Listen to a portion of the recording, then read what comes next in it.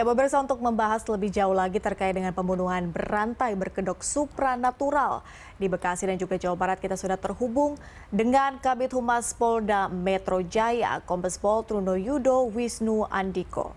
Selamat malam Pak Yudo, terima kasih sudah berkenan bergabung di Berita Satu Malam. Kami ingin mengkonfirmasi Pak Yudo atau mungkin mengelaborasi lagi bagaimana sebetulnya awalnya polisi kemudian mencurigai bahwa ini bukanlah merupakan kasus keracunan biasa. Baik, kami akan jelaskan bahwasannya benar Polda Metro Jaya ini mendasari pada adanya laporan diduga pertama korban keracunan 5 orang, yaitu di Polres Metro Bekasi Kota. Kemudian Polda Metro Jaya ini, Bapak Kapolda selalu menekankan bahwasannya untuk mengedepankan yang namanya scientific crime investigation dalam upaya mengungkap fakta yang sebenar-benarnya. Berangkat dari adanya korban berkembang menjadi 3 orang yang di TKP Bekasi, kemudian juga 2 dirawat, kemudian adanya sistem kolaborasi interprofesi, yaitu melibatkan dari psikologi forensik, kedokteran forensik, laboratorium forensik. Kemudian dalam proses pengungkapan ini berjalan, ternyata didapatkan setelah dijelaskan juga oleh Bapak Kapolda Metro Jaya, bukanlah suatu konstruksi adanya peristiwa keracunan, tetapi yang terjadi adalah pembunuhan. Dari serangkaian tindakan interprofesi tadi dan bergabung dengan penyidikan, proses penyidikan, kemudian pada temuan yang didapat pada keterangan-keterangan dan kemudian dilakukan secara saintifik, ini didapatkan perkembangan baru, yaitu tadi pagi, bahkan saat ini pun tim masih berkumpul berada di Cianjur untuk melakukan pendalaman dengan adanya temuan lagi, yaitu korban di kediaman salah satu tersangka di Cianjur dengan ditemukannya 3 korban dan 1 masih dicari, yang kemudian ini menjadi bagian daripada proses pendalaman. Nah, seperti itu. Jadi bagaimana bisa mengungkap perkembangannya, tentu ini Kapolda menekankan adanya scientific crime investigation. Tapi sudah ada penemuan awal Pak, 1 korban lagi ada di mana sekarang lokasinya atau masih dalam pencarian? Ya, jadi yang menarik adalah ketika dilakukan pada TKP di Cianjur, termasuk juga ada di TKP Bekasi, ini didapat juga ada 1 lubang yang sudah dipersiapkan baik di Bekasi maupun 1 lubang lagi yang ada di Cianjur, di mana ini tentu dipersiapkan yang akan didalami, di mana yang di TKP kedua didapati tadi ada 2 lubang, ada 1 lubang 2 kerangka, tentu secara forensik nanti kita akan dalami dan kemudian juga ada 1 lubang dengan kondisi kerangka yang memang masih kategori anak. Ini tentu pembuktian secara saintifiknya nanti dari tim forensik akan melakukan identifikasi, bahkan juga penyebab kematiannya, kapan, ini nanti tentu akan melalui proses pendalaman. Terkait dengan masih adanya lagi beberapa informasi, terutama dalam keterangan tersangka, ini ada 1 yang di Cianjur dan 1 lagi yang ada di Garut. Tentu tadi kami sampaikan, tim masih berkumpul dan masih melakukan penyelidikan lebih dalam proses penyidikan ini. Nanti kita tunggu hasilnya lebih lanjut. Jadi korban yang ada di Bekasi adalah 5 orang dan 3 meninggal dunia. 1 daripada korban yang ada di Bekasi yang dewasa yang saat ini sedang dirawat itu merupakan bagian daripada salah satu tersangka terkait khususnya adalah kasus penipuan yang terjadi pada TKP di Cianjur. Dan tentu juga yang TKP di Bekasi ini juga masih proses pendalaman. Mhm. Baik, Pak Yudo, sebelum saya masuk ke situ, tapi dari pengakuan tersangka, siapa saja Pak korban-korbannya? Ini benar hanya dari satu family tree saja, seperti yang dikatakan oleh Pak Fadil, atau mungkin ada pihak lain juga yang termasuk di sini? Ya, family trace yang dimaksudkan di sini, trace family ya.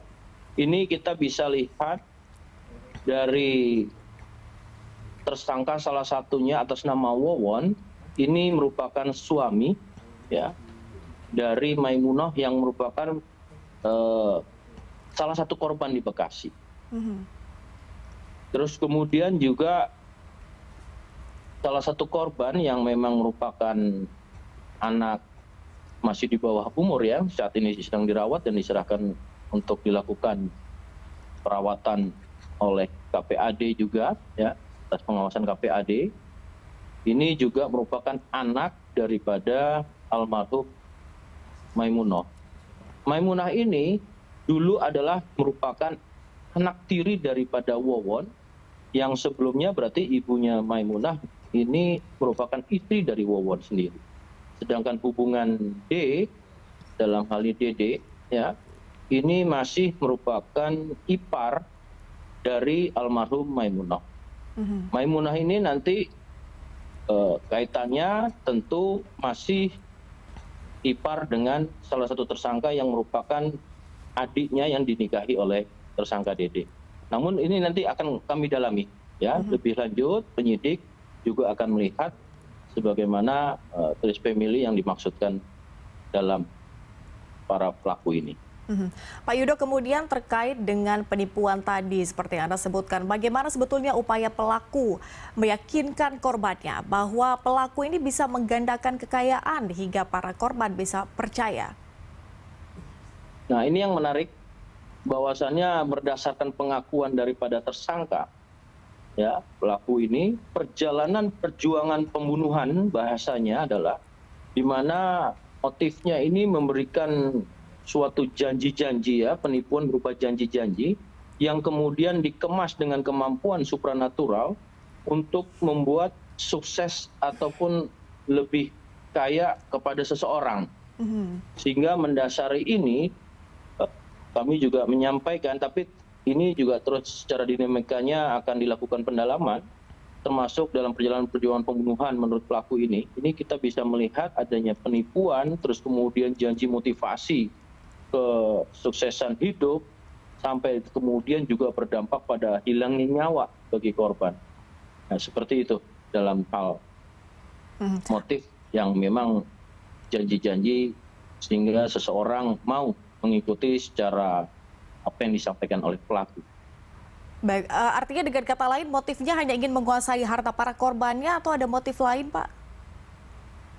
Ya, nanti ini masih dalam proses pendalaman. Tentu dalam transaksi keuangan yang akan didalami nanti oleh penyidik, ini menjadi bagian untuk lebih dalam melakukan penyelidikan. Pak Yudo, tapi bagaimana menyebutkan ini? Apakah ini merupakan sindikat, Pak Yudo, atau mungkin ada kemungkinan tersangka tambahan juga dalam kasus ini? Ya, tidak menutup. Tadi kami sampaikan dari awal, ya, penyidik masih terus mendalami, di mana proses pendalaman tidak menutup partner in crime-nya ini akan dapat berkembang, ya, tentu mendasar pada hasil penyelidikan. Dalam proses penyidikan ini apabila ditemui keterangan-keterangan ataupun merupakan bagian daripada alat bukti lainnya. Artinya sudah berapa saksi, Pak Yudo, yang diperiksa sejauh ini dan dari pihak mana saja? Untuk saksi-saksi sudah diperiksa terkait dengan kesaksian pemilik rumah kontrakan, ya, kemudian juga mantan suami dari Maimunah, kemudian juga beberapa tetangganya, dan juga penjual air galon atau air mineral, ya, dengan juga kopi yang di sekitaran daerah kontrakan. Tentu ini juga terus berkembang dengan adanya temuan hasil terbaru terkait dengan TKP di Cianjur. Baik, Pak Yudo, terakhir artinya fokus penyidikan dari kepolisian seperti apa nantinya? Apakah ini akan fokus dalam pencarian korban lain atau mungkin ada hal-hal yang akan dikemukakan? Semua secara paralel ya, bersamaan juga. Ini akan dilakukan baik proses penyidikan yang terus berlanjut dan kemudian juga penyidikan dan tentunya terhadap melihat adanya keterangan-keterangan pelaku maupun keterangan-keterangan lainnya nanti itu akan kita dalami dan kita concern juga, dan terutama juga dihimbau kepada seluruh masyarakat dari Bapak Kapolda Metro Jaya terkait apabila adanya koneksi terhadap beberapa pelaku ini, diharapkan juga bisa memberikan informasi apabila didapati adanya kejadian hal yang serupa. Kemudian juga kami siap menerima pengaduan, silakan datang ke Polda Metro Jaya.